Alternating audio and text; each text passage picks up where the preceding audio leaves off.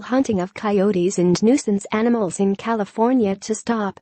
In a deal hailed by activists as a first, a federal judge last week approved an agreement between conservationists and the U.S. government halting controversial methods such as aerial gunning to kill nuisance animals in Northern California. Under terms of the accord, Wildlife Services, a branch of the Department of Agriculture, will suspend for at least 6 years its practice of gunning down coyotes from helicopters and airplanes and using traps to kill creatures in wilderness areas in 16 counties in California. The agreement stems from a June lawsuit filed by WildEarth Guardians and other conservation groups alleging that Wildlife Services had violated federal law by failing to analyze the environmental impact of killing hundreds of wild animals in Shasta, Sierra and 14 other California counties.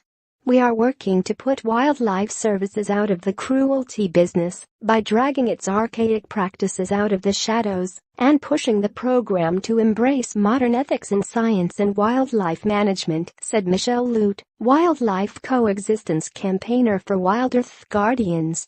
Wildlife Services is to complete an extensive study of its activities in those areas by 2023, including its use of M44s, spring-loaded devices that emit sodium cyanide and have been called cyanide bombs.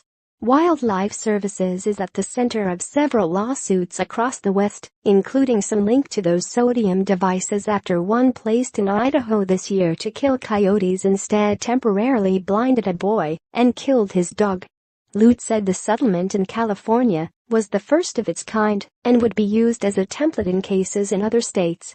Tanya Espinoza, a spokeswoman for the USDA program, said the deal was struck in the spirit of compromise and settlement and did not constitute an admission of any kind to claims or facts relating to issues in the legal dispute.